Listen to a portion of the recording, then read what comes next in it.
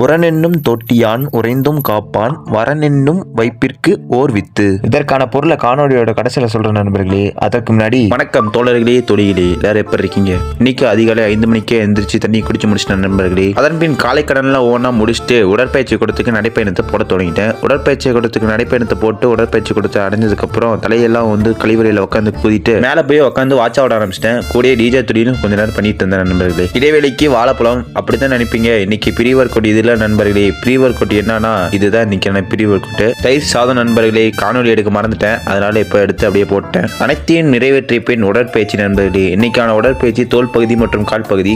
தோலுக்கு ஏற்ற மாதிரி 4 வேறுபாடுகள், காலுக்கு ஏற்ற மாதிரி 3 வேறுபாடுகள். அனைத்தையும் உட்காந்து அருமையாக போட்டு முடிச்சுட்டு இன்னைக்கான உடற்பயிற்சி ஸ்ட்ரெச்சஸோட முடிச்சிட்டேன் நண்பர்களே. உடற்பயிற்சி முடிச்சதுக்கு அப்புறம் நேரா வீட்டுக்கு வந்து ஜூட்டு விட்டேன். விடுதிக்கு சென்ற உடனே சாப்பிடலாம் சொல்லிட்டு உட்காந்துட்டேன் நண்பர்களே. அதுக்கு முன்னாடி குளிச்சு முடிச்சிட்டேன் தலைக்கு. இன்னைக்கு என்ன விடுதியில சாப்பாடுனா வெண்பொங்கலும் முட்டையும் நண்பர்களே. அது சாப்பிட்டு முடிச்சுட்டு சிறிது நேரம் சாவாசனம்.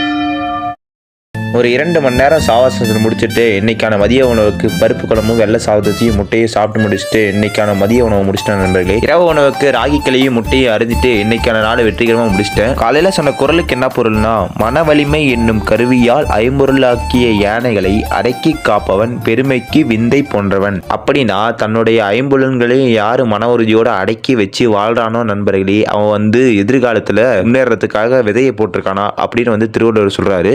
அதாவது அந்த குரலுக்கான பொருள். மீண்டும் வேறொரு குரல்ல வேறொரு காணொலி சந்திக்கலாம். அது வரைக்கும் நன்றி, வணக்கம்.